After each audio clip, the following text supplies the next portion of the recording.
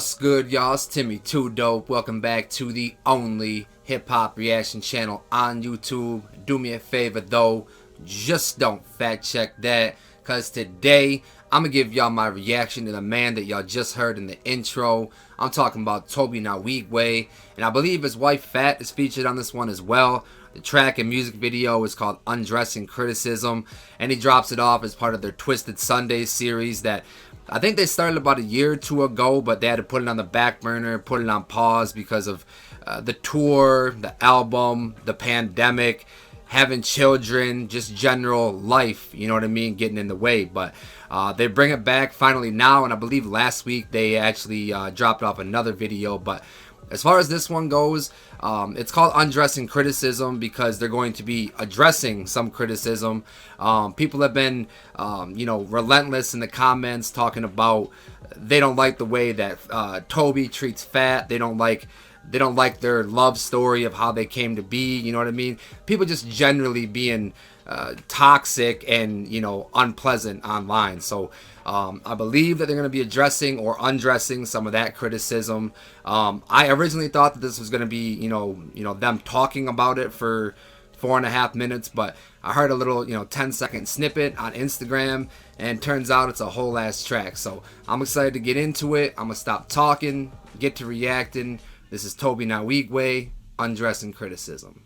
Look, I stepped outside my crib today and took time from my babies to reflect and have an introspective moment about my lady. Last month we made it 4 years and a blessing of matrimony. But know some folk who yoked and broke now both need alimony. Ratchet homies though they blasted for me and clap at phonies. Still the bro, I swear to God, if you heard Eddie Tobe's music in the past, when he gets into his I love my lady or I love my family type bag, that's him at his best. So man, I'm real hyped for this shit. Still detached from knowing how being vulnerable truly feels. Yeah, they're the dancers. I've had some classless moments. My past unfold in the form of Fat, who at first contact was a frivolous entree. Okay. We had dissonance, but her diligence and commitment when I was indifferent was equivalent to someone hit with the spirit and forced to lay prostrate. Overwhelmed. Hey, bro, his vocabulary is crazy. His wordplay is crazy, bro. It's crazy that people don't know about Tobe, bro. And this is just, further proof of that. Overwhelming, potent, and pure, but undeniable. She's my friend when I had no ends. That made us somewhat sizable.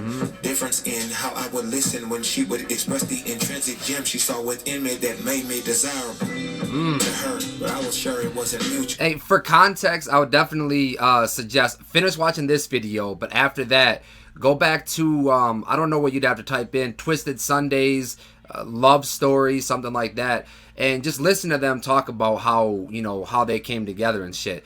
Basically, at first, they worked together at some community organization, I want to say, and then Tobe really wasn't feeling Fat at first. Fat was kind of coming on to him, and he wasn't feeling it at first. But as he said in this, and I think he said in that the other Twisted Sunday, she was just persistent and just showed him constant love and was there to be a friend when he didn't have nobody else. And it was that really shone through and really proved that, hey, this girl loves me. So let me try this out, and it's obviously worked for him. I'd rather lose you than use you, confuse you, seduce you, abuse you, or run through you like most dudes do.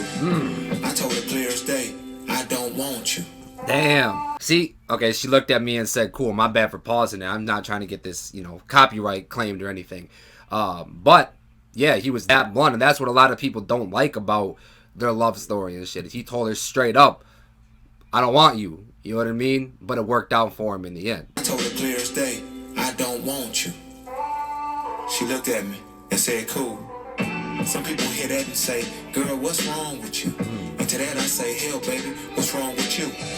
She knew what she wanted, but knew I wasn't there yet. So rather than run around the field, she made a fair catch. Took what was given that never altered her vision. In fact, she moved with precision towards being friends with no strings attached. Damn. While most people drown waiting. Hey, and he is so good. This is literally just, he could be talking and saying all this, but it just happens to rhyme. You know what I mean? It's that good.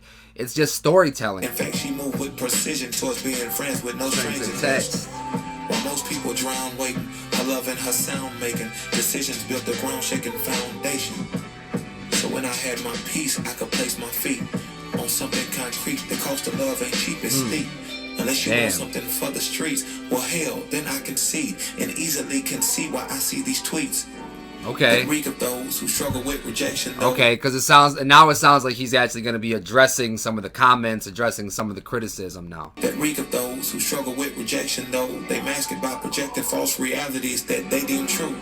That's why I'm wary when I speak to folk who's dressing or victims of mass deception, because I'm knowing they ain't got a clue. Facts. How the hell is one offended when presented someone's genuine experience that don't make or break you doing you? Facts, bro. For real, their love and how they got there, how they express their love to each other, ain't got shit to do with you. I'm sorry, I'm swearing. I'm anytime I react to Tobe, I'm gonna try not to swear because I know that he doesn't, he doesn't cuss or anything like that. But that's something I'm working on. But it ain't got nothing to do with you. So why are you concerned about their love and how they express their love? You know what I mean? Go about your day. Go trying to, manifesting your own love and shit. You know what I mean? Stop worrying about these two. Or positioning. My non-fiction ain't here to contend with your non-fiction, and you free to do whatever you choose. But hell, that's the world we live in. When your chips is high, be wary of the ones who chip in. Shaitan gon' always try to tempt you, know that it is written. But who am I? I said a lot, but I might be tripping. Who? Nah, you're not tripping. Okay, there's the queen herself, Miss Fat. Talk to him. Who am I? I said a lot, but I might be tripping. Who? Nah, you're not tripping. And I want to just address the people that were hurt or triggered by our story of how we got, married. It's okay. It's okay. And here's why it's okay. Because life is hard. Life is hard, and it's even harder when you involve relationships because you can get hurt, you can get scarred, you can get bruised, and it's so easy to take all of those things with us on a day-to-day. She sounds like she's taking the high road. I mean, I'm not really surprised. That's kind of, how they move. But at the same time, I am a little bit surprised that she just said it's okay. And it's so easy to take all of those things with us on a day-to-day and hold on to them tight. And so when you encounter something that tries to deal with it, it hurts. You're forced to either deal with that hurt or you create an alternate reality. And I think a lot of people that were looking at our story, they were creating that alternate reality through their filter of hurt or rejection. Facts. And it's okay because you can get help.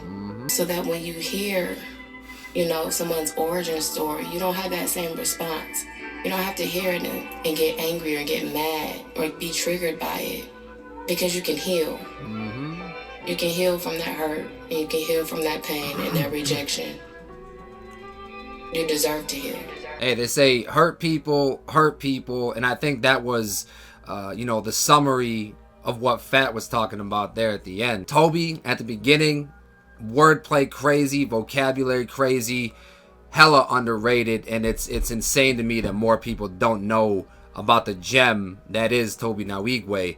And Fat, usually she gets on and she spits some bars too.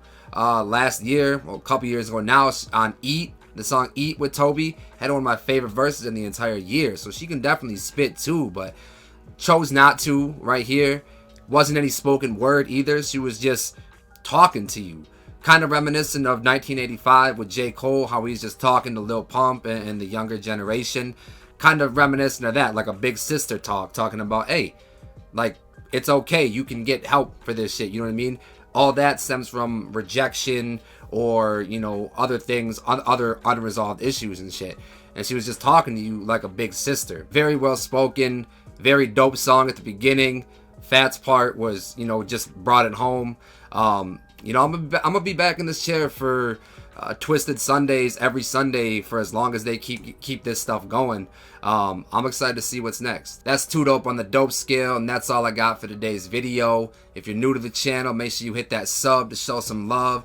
Leave a comment down below as well. And remember, if it's not too dope, then it's probably mids. Yeah, I'm dope. Yeah, I'm dope. Miss Badu.